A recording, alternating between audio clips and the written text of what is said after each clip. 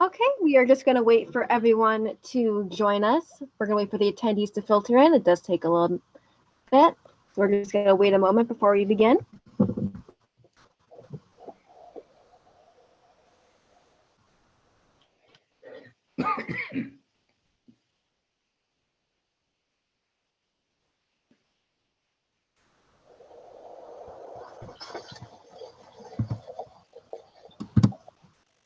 And we're just going to give it a few more moments for the attendees to trickle in, and sometimes it does take a little bit depending on your connection.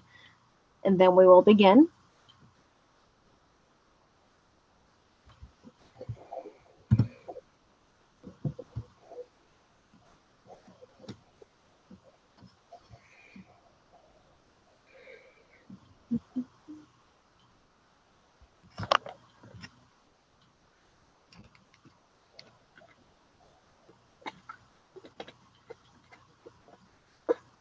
Okay, I think we're just going to begin now. That way people can trickle in as we go. That way we get the ball rolling. Don't want to let the people who are here wait any longer. So again, hi, my name is Laura Gramis. I am the Public Information Officer for Lehigh County. I apologize, I don't have a camera today. You guys have to make do with my voice. But I host these weekly Citizens Academy webinars. If you've been here before, you know the general format, but just in case you're new, I would like to remind everyone, today we are talking about the role of general services in Lehigh County with Director of General Services, Rick Molchany. We ask that you refrain from all questions and comments until after the panelist is finished presenting or during a break in the presentation if prompted. Any off-topic comments or questions, anything inappropriate will be withheld and will be prompted to move on to the next question. If you wish to comment on a topic or ask a question today, please use the raise your hand option to be recognized. If you're joining us using a computer or mobile phone app, you have to use the raise your hand button to ask a question. If you're joining us by telephone, you'll need to enter *9 on your phone to request to speak. Once you request to speak, the moderator will unmute you and let you know you have the floor. After the question has been asked and answered, the ability to speak will then be withdrawn. So other than that, I am going to pass the floor over to Rick. Rick, it's all yours. Thank you. I'm looking at the attendees and I see Randy Dietrich out there. Can you tell me, Laura, are we expecting more? I see Kevin Lewis jumping on. Yep, we have about 4 registrants prior to the webinar. Sometimes more do trickle in as the webinar keeps going. So we are expecting a small crowd, nothing too big, but at the same time, you never know who may stop on by. Sure. I know Randy. I'm not sure I know Kevin. Can you for a second just unmute Kevin so he can introduce himself to me? Let me know where he lives in Lehigh County, if that's possible. Sure. Kevin, you have the floor if you'd like to speak. Hello, Kevin Lewis with the United Brotherhood of Carpenters. I live in Lower McCountry Township. I just wanted to see if I have, if we're going to talk about the public purchase website today. I think I get notifications for all the construction projects, but I just wanted to be on today to listen to what you have to say and get informed a little bit. Yeah, great, Kevin. I think we're not going to talk about the specific role of procurement, but I could directly let you know about how we procure for large projects and what our requirements are, including the responsible contractor ordinance that we've implemented. So I could talk briefly about that with you. Okay. So thank you, Kevin. I know Randy's on. Can you unmute Randy? Randy, you have the floor if you'd like to unmute yourself. Hi, Rick. Hi, Randy. Randy, by the way, Kevin, is our parks manager. He actually maintains our parks. I'm sure he wants to be on this call to make sure he holds me accountable. But hopefully, Randy, you can learn a little bit more about, what the bigger role of general services is. Yes. And I know there's a couple other people attempting to log on, and we'll talk to them then. So why don't we start? I'm going to breeze through some slides. And again, if now that I kind of have a perspective of who's here, I'll spend less time on certain things and more times on others. So right now, if you can, Laura, I'm Rick Molchany. I'm the Director of General Services for the County of Lehigh. Next slide, Laura. So what does General Services do? I probably should have asked that question before I became the General Services Director. General Services has a wide array of duties in the county. We manage several of the following county-wide functions: emergency services, which is our 911 call center. We have a hazardous material response ops team that is extremely important to the Lehigh Valley because we serve both Lehigh and Northampton counties in that role. And then we have the EMA, or Lehigh County Emergency Management Agency, which manages all of the emergencies, working with first responders, police, fire, EMS, and because we don't have a health bureau, we are taking on the role of the coordinators for COVID and COVID planning in the county. We manage the assets, all the facilities and engineering, all the procurement of equipment, real estate, land acquisition, sales, farmland preservation, capital plan development. In the most recent plan, we're speccing $130 million for asset improvement. In addition, I also do the property leasing for the County of Lehigh. Next slide, Laura. So the bridge maintenance, extremely important. Most people see us in the field doing bridge maintenance work. I manage the engineering and maintenance of those. We manage replacement of bridges. We had a large bridge replacement project, the Copley Northampton Bridge, that was completed for traffic last year, and we're in the final stages of completing the project in its entirety, and that should be completed in weeks. Infrastructure planning is deep, and we're going to talk a little bit more about that later. I'm just providing a brief overview, and then we'll get into some more specifics as we get into the presentation. And also, I manage the funding initiatives, funding from the state, the opportunities for additional funding so that we can supply a transportation grid to our communities. Public works, things like the Sterling Rayburg Farmland Preservation efforts. We're a top 4 county in Pennsylvania out of 67 counties. We're very proud of our efforts. Parks and Recreation, where Randy's the manager for this. I believe we have somewhere around 4,000 to 5,000 acres of parks and recreation. We have trails and trail development responsibilities. And we did a study a few years back called Livable Landscape that allowed us to hear from citizens and prioritize their needs as it relates to our public works efforts. Next slide, Laura. So we also do all the employee services, things like parking, mail duplicating, fleet management, maintenance, archiving records. I'm the county liaison that supports the Lehigh Valley Airport, Atlanta, the Lehigh County Conservation District, the Lehigh County Authority, the Lehigh Valley Planning Commission, the Lehigh Valley Transportation Study, the Penn State Extension, and then our Lehigh County nonprofits such as the Historical Society, Burnside Plantation, Velodrome, and the Lehigh Valley Zoo. Next slide, please. So let's talk more about the specifics of emergency services. There are 7 words when you hear it. We know something bad is happening. And when you hear the words 911, what is your emergency? It's exactly that. We are not dealing with callers just wanting to chat. These are callers who call us in a dire circumstance. There's either an accident, a fire, they need medical services quickly. We deal with a wide array of calls.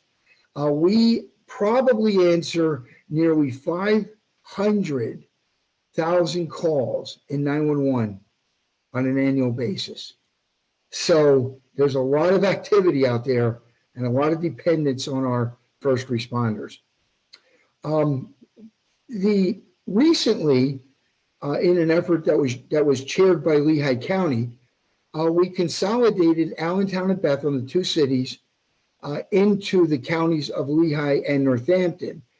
And we did that based upon Allentown and Bethlehem being the last two cities in the Commonwealth that were given county status as it relates to 911 centers. Allentown was one of the first in the entire state, just behind Philadelphia. So there's a long history of 911. The issue is, can you afford two in the same geographic area? The answer is probably not. And we consolidated. In addition to our consolidation, we regionalized the equipment, which means if you have equipment that goes down in Lehigh or goes down in Northampton, we set our systems up to regionalize that we can go there and they can come here, which are two active sites that are so important as it relates to 911. This was created by the Pennsylvania legislature. This was not a voluntary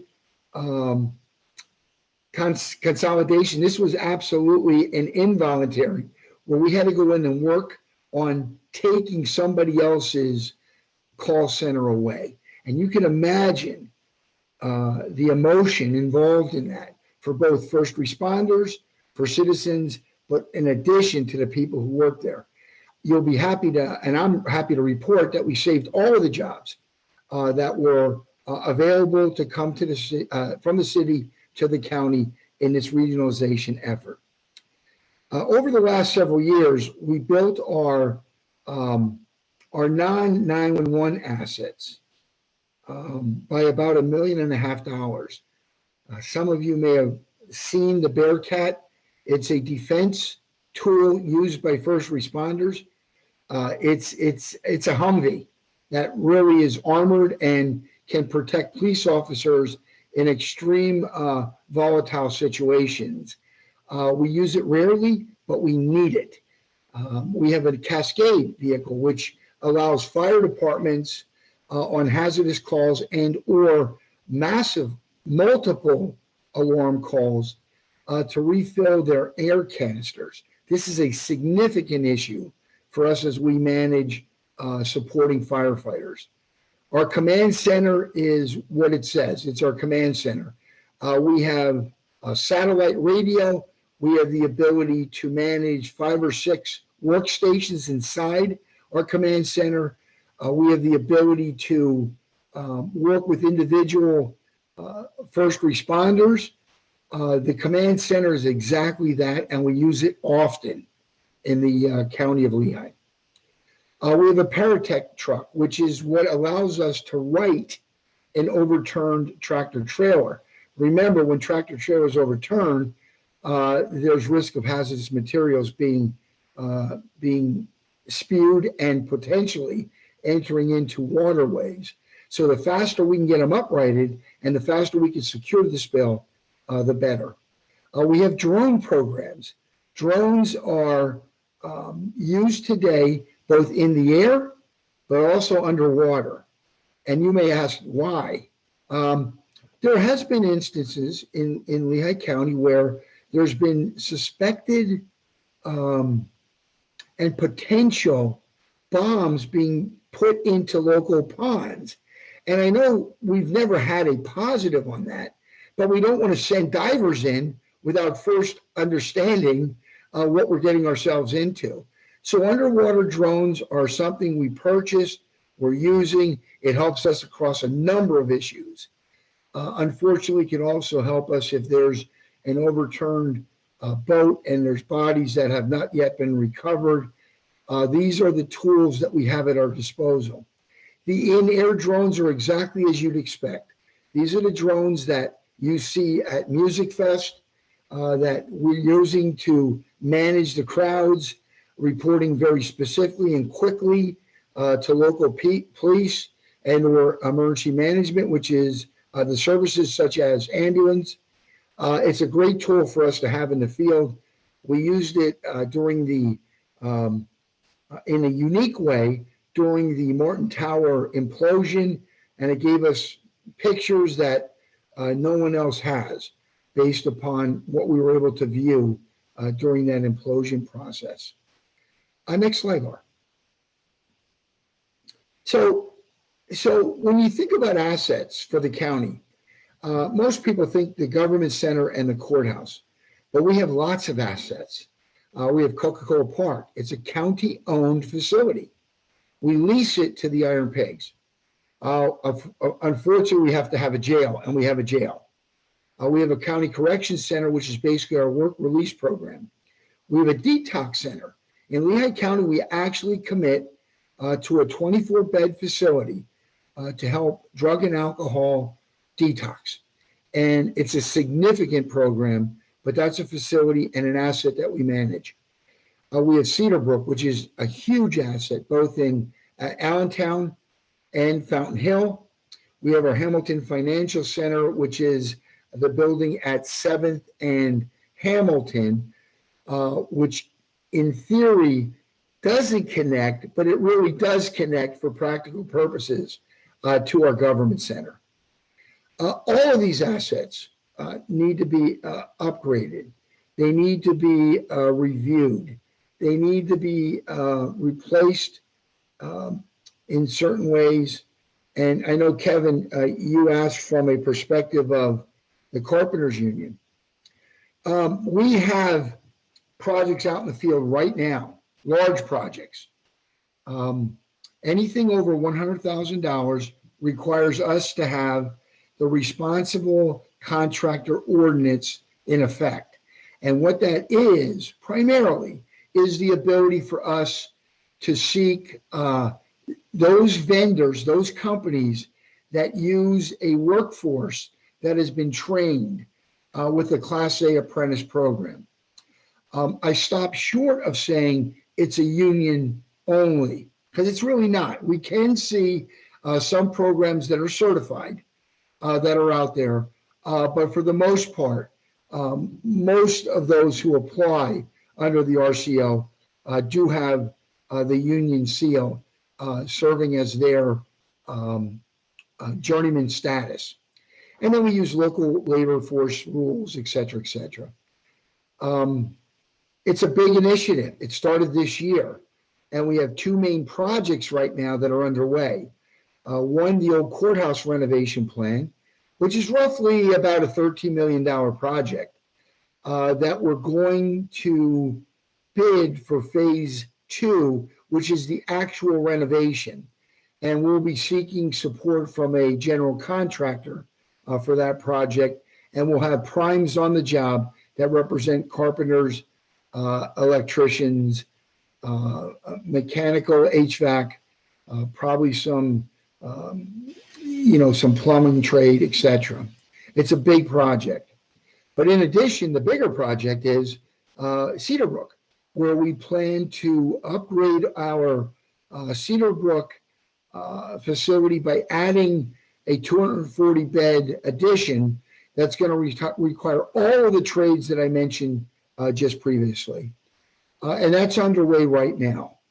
And we should be going, design is underway. We should be going to bid on that within the next probably 90 days or so. And to give a scope of the work, it's probably construction only, probably $55 million. So it's a lot of money. It's a big project. And Kevin, I would believe that your union, the Carpenters Union, as well as vendors that you typically use as your conduit in the projects, I'm absolutely sure will be on our list because we have an extensive list. In addition to that list, we have a construction management company assisting me beyond the design, and it's called Skanska for both projects. Skanska is an international company, and they serve as construction managers. They're the ones who take the design and they make the construction bid documents that the vendors in the area then in fact bid on. So we have a top-notch team in place, and I expect to have very favorable bids when this hits the street in the next 3 months. So big projects, a lot going on there. And Kevin, I'm sure your folks are probably looped in, just as brothers at the electrical, brothers at the plumbing. I know Kevin a lot for a long time, so I can imagine. I know Kevin's no longer in that role, but I can tell you I know Kevin a long time, and we always are considerate to ensuring that the bids are done appropriately. Next slide, please. So bridges. Bridges are also under the RCO. Masons, big part of the project. The transportation grid in Lehigh County is huge. We have about 46 bridges, 4 of which span the Lehigh River. These are the county-owned bridges. However, the townships have a large number, the city has a large number, and of course PennDOT has an overwhelming number. So for us, specifically for the county, we have 46 bridges, that's 4 that span the Lehigh River, 14 structurally deficient bridges, and 6 functionally obsolete. Now, structurally deficient doesn't mean they're closed. What it means is in our annual inspections, we've identified issues of concern. And then during that next year, we attempt to fix those areas of concern. If they continue, you might see a weight posting on the bridge, which starts to reduce the bridge, the weight that can be accommodated. And that's usually the first step in leading towards a massive renovation or a replacement. So not all 14 of those bridges are in danger of closure, but we've worked on 3 additional of those 14, and we're making the necessary repairs and renovations to eliminate the need for a replacement. So that number can drop. Typically, we run around that 14 structurally deficient number. 6 functionally obsolete, and I'm going to name the covered bridges as the largest number of that functionally obsolete. Covered bridges are functionally obsolete in the state of Pennsylvania. They're not the standard. They don't make sense from a traffic transportation grid perspective, but they are a tourism issue. We do see lots of people travel to our area and visit for the tour of the covered bridges. Believe it or not, it's a fact. And we promote it on our Discover Lehigh Valley website to make sure that people who are visiting and who believe it's important and they have an interest, they can take the tour on their own with directions made available online. So 4 of those, there's no plans for us to change those. In fact, we are upgrading. We've upgraded 1 completely. We're upgrading 2 more as we speak. And then we have the 4th bridge probably scheduled for about 2 to 3 years out. And that last bridge is Weir's Dam Bridge, if you have an idea where that's located. So it's important. Now, we spend about $750,000 a year on a team of qualified maintenance mechanics as it relates to bridge work.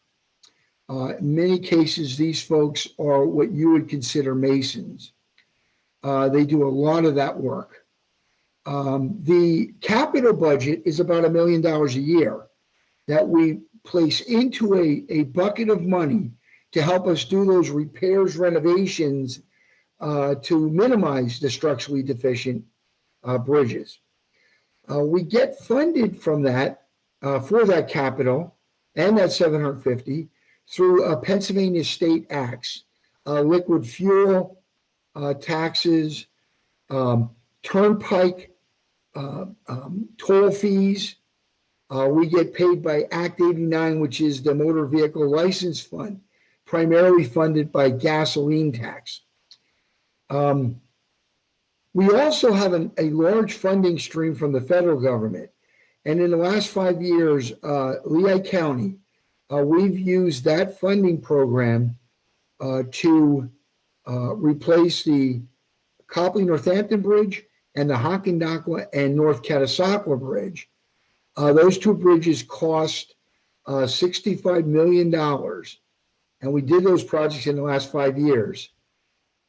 And those projects were funded 80% by the federal government, 15% by the state, and 5% by the county. So our 5% impact on that is certainly a value. And I'm able to use the Pennsylvania State Act funding to compensate for our 5% of that contribution. Over the last 7 years, I'm extremely proud to announce that no local taxpayer money, typically the county is property tax.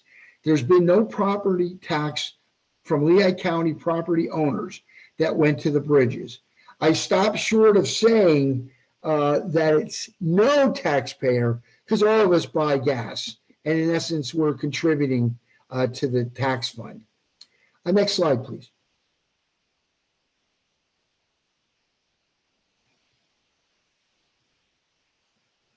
So the transportation grid is extremely difficult to manage, but it's the most important thing that I think I work on.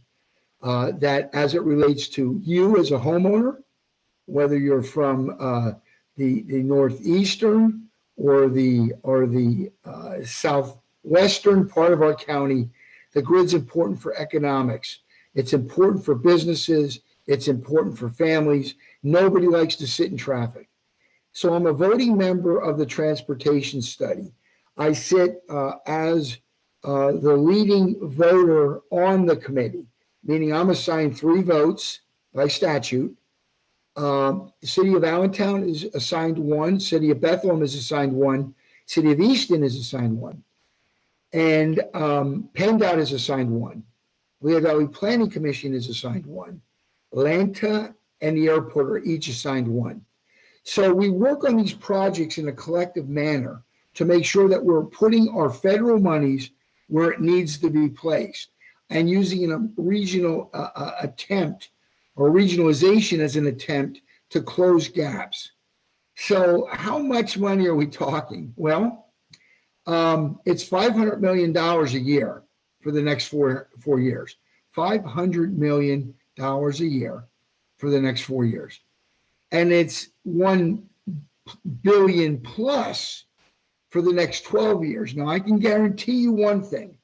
As we're going through this plan, that $1 billion plus number for 12 years is going to increase. That's what the plan calls for today. Next year, the numbers will change and it'll be more. And then we have about an additional $1 billion of monies out there in years through 2045. So the next 25 years roughly.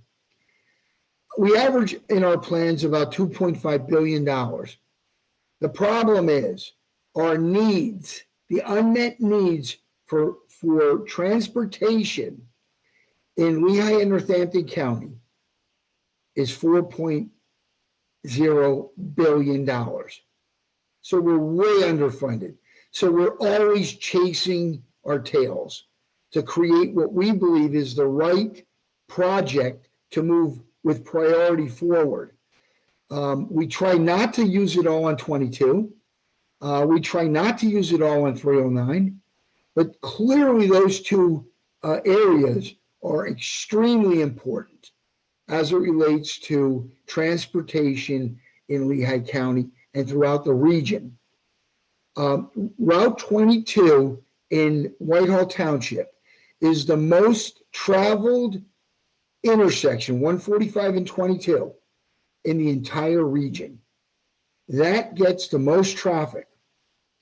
78 years ago, and I've been around since there was no 78, and when 78 came in, we thought we would relieve the pressure and tension on Route 22. It simply didn't happen. So we've just increased, like almost the more lanes we put in, the more traffic we have, largely because we're a freight business opportunity area. And when I want you to think about this, we've done a freight study in 2040, roughly 19 years from now, every freight truck that you see in the Lehigh Valley, there's going to be two. There's going to be two trucks. In addition, for every two cars you see, there's going to be a third car. So what are we going to do? Next slide, Laura. So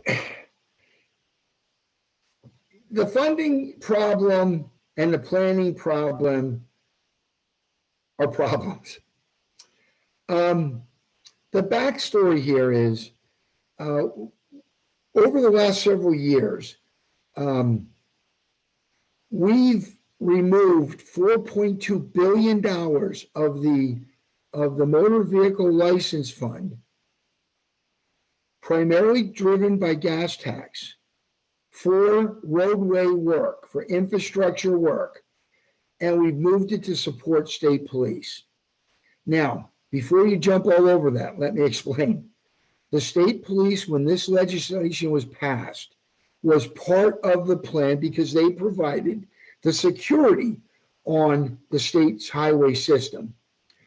We're asking, and we've received a cooperation from the state police to begin the search for other sources for their revenue. So what was once contributing $800 or $900 million a year to this is now going to be reduced to $500 million with an opportunity for further reduction. Clearly, we have a taxation problem in Pennsylvania. We need to figure out how to get the state police funded, but we also need to ensure that we have funding for our project planning for the infrastructure. Recently, the state reduced our infrastructure budget by 4%. They did so because they just simply didn't have the funding. So in the middle of our 25-year plan, we were told to cut it 4%. And I mean, it seemed like a lot, but remember, we've authorized projects in there for $2.5 billion. So it starts to become a big deal when large projects are either delayed or cut. Keep in mind, the federal gas tax hasn't changed since 1993. The federal aid, that 80% for some projects, sunsets this year, which means that funding stream goes away unless they redo it. I'm confident they will redo it. I'm happy that it wasn't redone under Trump and his administration, because he was planning to flip the script to say that the federal government would contribute 20% and the local, state, and county would contribute 80%. And we just simply are way underfunded to be able to do anything. So it has nothing to do with President Trump and his policy, other than I could not support this particular plan because it would have placed an unfulfilling burden on the county of Lehigh.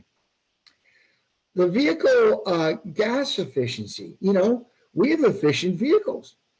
And because of that, we end up delivering less gas tax revenue.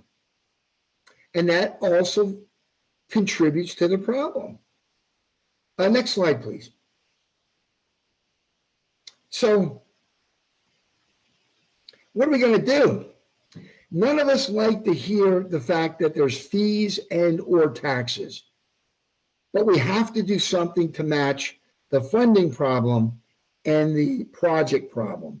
Things like tolls on the interstates. Some states rely on this heavily. If you've gone to Florida, they also toll their state roads in many cases. So tolls on interstates are something that we may see as an option.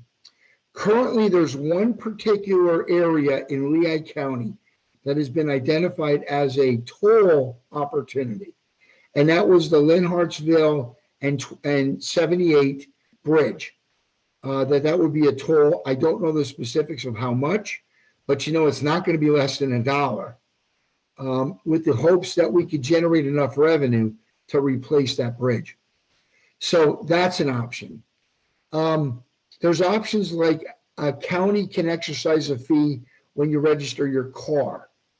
We know that doing something like this would generate somewhere around $1.5 million more for the county of Lehigh.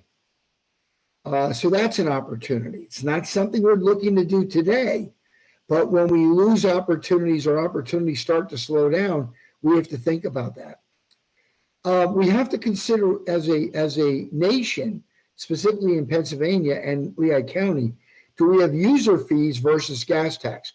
Is everybody required to have some indicator in their car that they'd report their mileage, so that there'd be a fee based on miles driven, not necessarily on the efficiency of your vehicle? That's an opportunity. Tax increases at local municipalities to help balance their local needs. These are the local municipalities raising their property taxes on property owners. Again, nobody likes to do this, but this is out there. Dock door taxes, because we are the hub of the Northeast area for supplies. And the reality is the freight that moves through here typically is stored in a local warehouse. And the more docks you have, in theory, the logic tells you more truck. So can we explore something like that? And then, do we have legislative action in the Commonwealth that would require the state of Pennsylvania to use their taxation initiatives to fully fund the state police and allow that motor vehicle license fund to be exclusive for infrastructure? And when we open it up later, there may be ideas that you have. Next slide. So Public Works, and I know Randy's on the call, and Randy's intimately knowledgeable about this. Trexler Nature Preserve and Leaser Lake are two of our most beloved parks in Lehigh County. We do not have a state park in Lehigh County. We're of about 5 counties that don't have a state park or lake. This means Lehigh County has to pay for it on our own. We do not have the same state support for the Trexler Nature Preserve than you might notice over in Northampton County with Jacobsburg State Park, or Nakamixon down in Bucks County, or Beltsville up in Carbon County. So we have a disadvantage in the state. Our county doesn't have that, so we do it ourselves. It costs taxpayer dollars, but not everybody who uses that facility are taxpayers. Some come from out of state. It's a big challenge, and I do remind the Department of Conservation and Natural Resources every chance I get that I need more funding to supply a first-class nature preserve and Leaser Lake facility for the residents of our county. Trails. People want trails. They love the trails. Some of the early trails, when they were being built, people had fear that their property was going to be damaged and it was going to be undesirables on the trails, and we found just the opposite. Most people on the trails are families using it for passive recreation. They love that opportunity. And I believe they love that opportunity because it's something they can do as a family that doesn't cost money. They just go out, they ride their bike, they take a hike, they seek nature viewing opportunities. It's a great program. We have miles and miles of trails in Lehigh County. There's 30 miles of trails approximately in the Trexler Nature Reserve. And I believe there's about 5 mile loop up at Lisa Lake. And then we have the granddaddy of all trails in Pennsylvania, the Delaware and Lehigh Trail, which runs from the Scranton, Wilkes-Barre area all the way to Philadelphia. And there's much of that trail is located in Lehigh County that we have up and running, and we're filling gaps in our plan starting this year. We have projects underway to close some gaps in the Catasauqua area. It's a big deal for us. In addition, there's another trail from Jordan down in the city of Allentown that would run to the Trexler Nature Reserve. So there's great opportunities for us to expand these trails in some way, shape, or form at some time. And Randy, I don't want you to turn over here, but I'd like to see the trail so that we establish trails from Allentown to the Appalachian Trail. And we could actually then connect Allentown citizens, Center City citizens from Maine to Georgia. This is huge. This is an important investment. People like this. During COVID, we recognized that more people turned to this activity because they had no other choices. And they enjoyed it. They liked it. It was well received.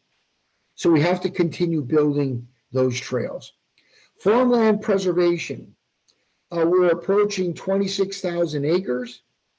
Our 2021 budget for farmland preservation is roughly $4.3 million, $2 million of local county money, $2 million of state match money, and some municipal contributions as well.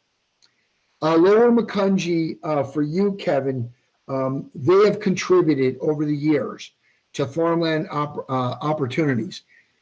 If you lived in Lower Macungie in the 60s and 70s and drove back to Lower Macungie here in 2021, you would not recognize that township.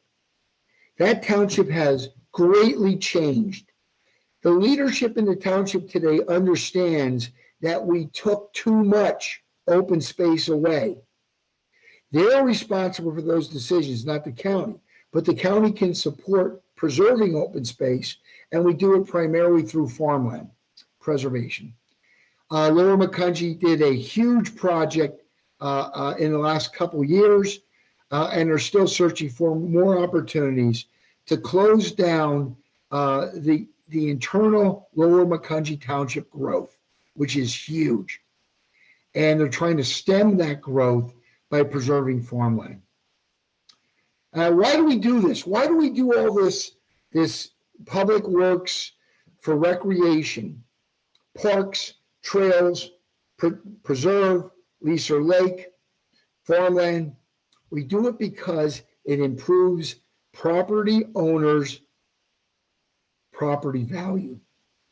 It is proven in our studies, if you live within a mile of a trail, a park, the preserve, the lake, or preserve farmland, your house value automatically increases by $15,000.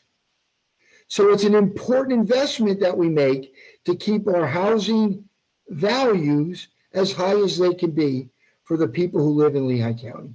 It's an important note that I'd like you to take home. Next slide, please. So in my role working as the county liaison to certain authorities here in Lehigh County. Primarily, our goal is always to maintain clean water, pristine land. We have regulators, the state DEP and our local conservation district, that need to make sure they reinforce and regulate to ensure that we keep that clean water and pristine land.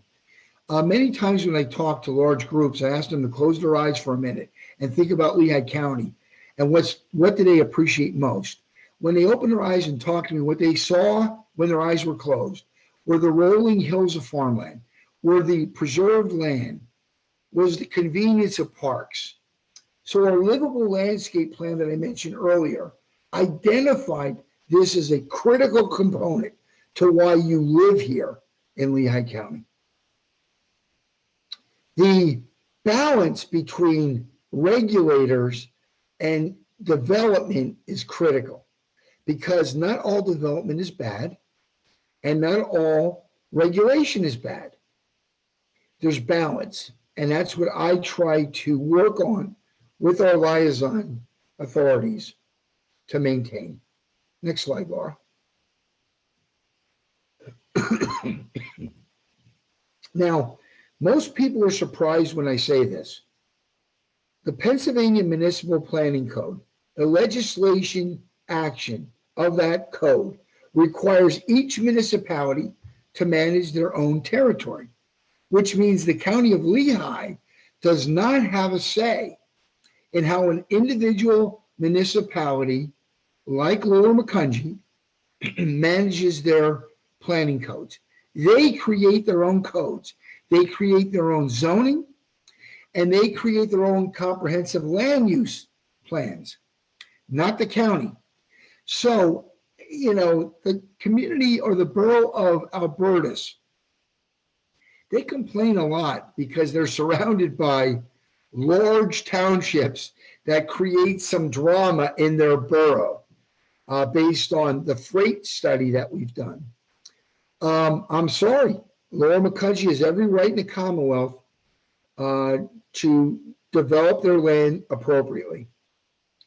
At the same time, the small borough of Albertus must contain land for every usable source as consistent with the Pennsylvania Municipal Planning Code and zoning. So therefore, they have to have an industrial area. They have to have, excuse me,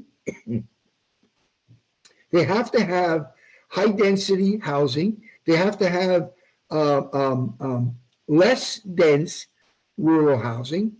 And that all becomes a problem, especially when you're a borough and you're landlocked. So there's concerns always about this. I believe the county should be the planning and zoning for Lehigh County municipalities. It allows the county to assist in managing growth. It allows us to keep municipalities as good neighbors.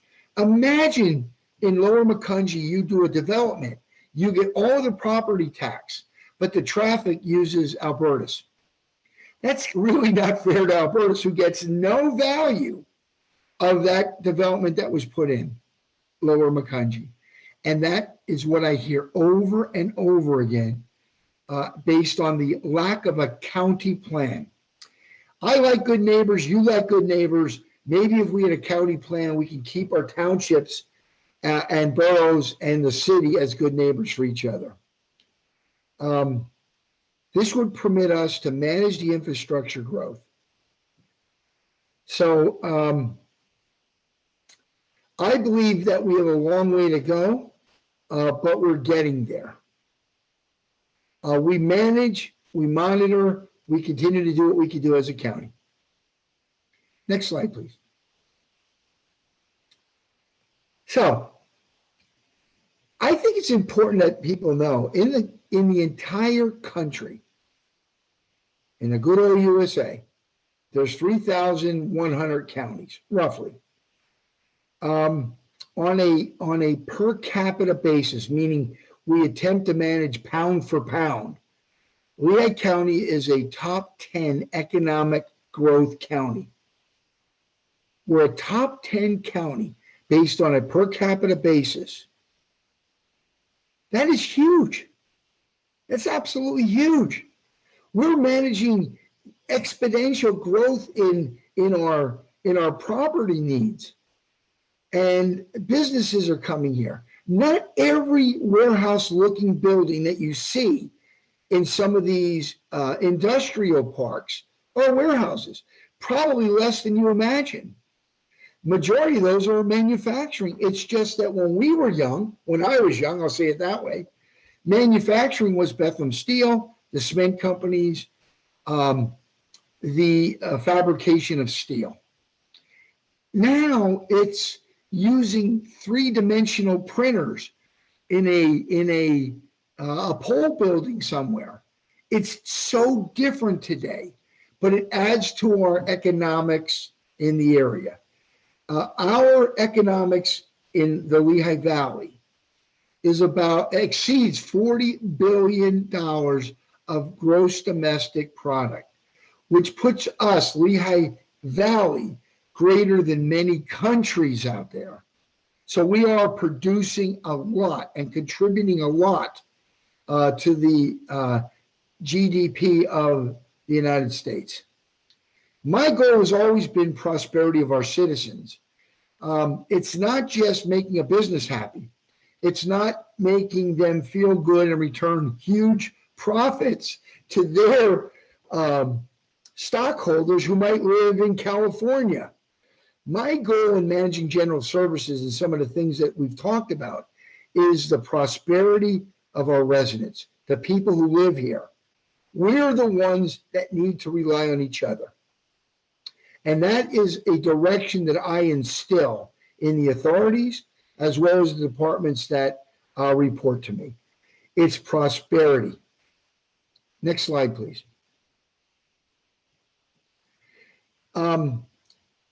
Before I get to the final slides here, let me interject one thing. When I was young, my father was an electrician. Worked as an electrician, journeyman as an electrician. He was an electrician. My father and his father were blue-collar, talented individuals that my parents' family came over in 1910. So we weren't here for generations. We're really only here a couple. We came because the Lehigh Valley was poised to become the center of cement and steel. We had natural resources, but what we didn't have back in the 1910s was an available workforce, because most of the people who lived in Lehigh County at that time lived and worked on farms. They were agriculture folks. Some, like David Saylor, moved off the farm into cement production. But he couldn't get a workforce to compensate. So over the years, we recruited as a county folks from Eastern Europe, folks from Latin America, and folks from Mexico to come to the Lehigh Valley. I'm going back to the 20s, 30s, 40s, 50s in great numbers to come and be the blue collar workers that we need to run those particular industrial sites. We had natural resources and we needed the labor, and we all were doing what I consider as the American dream. What's changed? Well, what's changed is the location of the natural resource, isn't tied anymore to where you do the manufacturing. Trains and trucks have allowed us to transport to centralized locations opportunities for manufacturing. So we saw the steel, we saw the cement companies leave. We had lots of blue collar angst. Over the years, we've been converting from blue collar to trained workforce that do things differently than what we did in the previous 50 years. The knowledge and talented people who live in Lehigh County are demanding that we have the resources available for them that I've mentioned. It's what keeps us profitable and one of those top 10 in the country, pound for pound, economic drivers. It's because we're planning, we're making the investments. Solid development helps the trades and their professional efforts. Bringing in smart developments for industrial activities allows the transportation grid to support those local manufacturers, to make sure that those local manufacturers can perform their business duties, have the knowledge and talented people here to do that work, and then the transportation grid to ship. So I'm extremely proud about this. We've got to make sure that we continue to keep our eye on the ball and balance development, balance prosperity, and search always for what our citizens tell us they need to continue to live a prosperous life in our county. So as we get through what I do, I also do the capital planning for the county. I mentioned earlier, it's not unusual for me to produce plans at $130 million. Our county has a $600 million plus tax base. The issue is many of those assets were purchased and valuated back years and years and generations ago. If I had to replace those assets today, courthouse, government center, jail, I would probably end up paying double. So the asset base at 600 million really means that we have to have our eye on what might be $1.2 billion of asset base. That's a huge number. And we got to keep our eye on managing and planning appropriately. When I do a 5-year capital plan or a plan for the county, I also do a 50-year perspective, because we can't rest on our laurels to say, oh, this is a great year.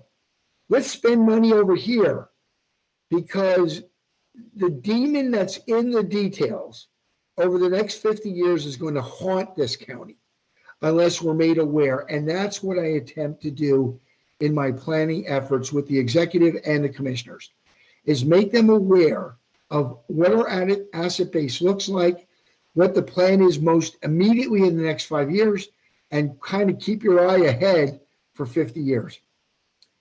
It's not unusual for us to minimally spend $19 million in a year, in an easy year, on capital. Some years it's a lot more. Some years it's a whole lot more, but it's never less than 19 million. Most of that comes through financing, and I want to explain how I determine projects.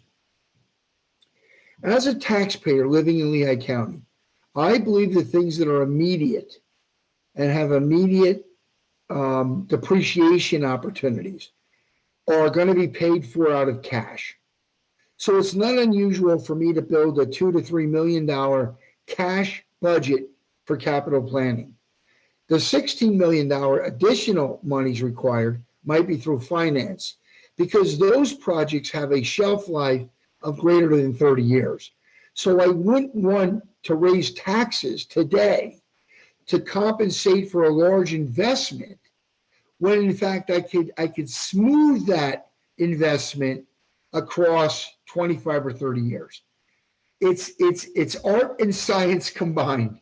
And I do that so I can minimize the tax base as low as it can be, but understanding that financing projects is something that the taxpayers are paying today, and they're going to pay over the next 20 years for. But the taxpayers today aren't paying for it all. They're paying for it on a payment plan that we've designed for 25 or 30 years. It's a critical component of what I do. Look, I could come up with 1,000,001 projects, but I got to also figure out how to pay for it. And that starts to limit in what I can do. You can see bridges are huge. Assets like the buildings are huge. So we got to have a smart plan. We have to talk and we have to listen and we have to educate. And that's part of my responsibility for the county in being its planner for the financial capital plan each year. Next slide, please.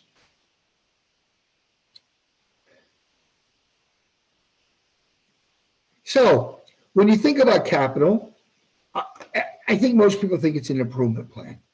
That's what it is. That's really what it is. We've got to do things now to protect the assets we own, to protect our community improvements in Parks and Rec.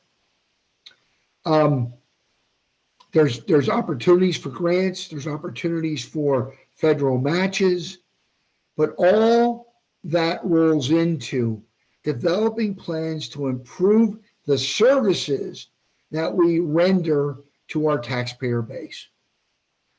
Next slide. And this is, now you may ask what I do after lunch. No, this is what I do. And I'm happy, Laura, to entertain questions now, if there are any. Okay. So if you'd like to ask a question or comment, if you're joining us today by computer or mobile app, please press the raise your hand button. If you're joining us by telephone, please press *9. So I'm going to give you guys the floor if you'd like to ask a question or any comments.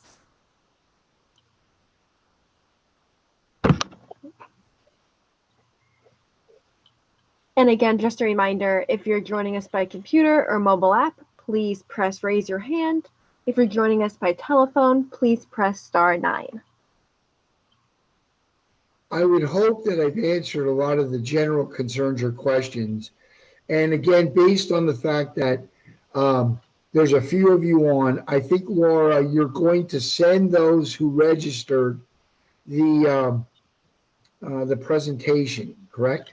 Correct. So everyone who attended tonight or signed up to attend will receive a copy of the presentation. So if you were taking notes and you might have missed something, you can always refer back to it.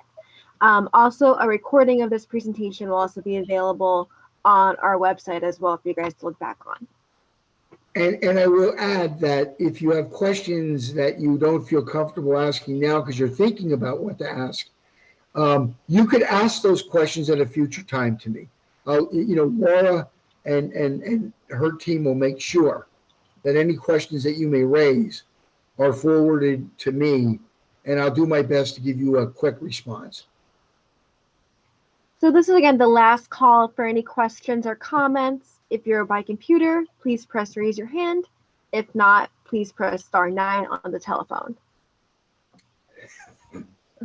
Okay, I'm not seeing any. So Rick, if you think we're all good, we can wrap it up for the night.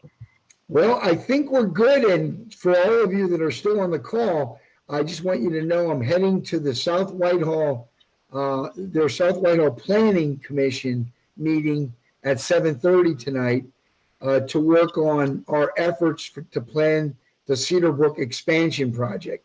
So planning never ends, trust me. It's always something that I'm working on. And I appreciate you listening in tonight. If you have questions, I'm sure Laura can get those to me. I thank you for your interest and have a very good night. Thank you so much. Bye-bye now. Thank you, everyone. Have a great night. And again, if you want to forward any questions to me, it's lauragrimis@lehighcounty.org. I'll see you guys next Thursday when we're with Chief Financial Officer Tim Reeves. Have a good one, everyone. Bye-bye. Bye.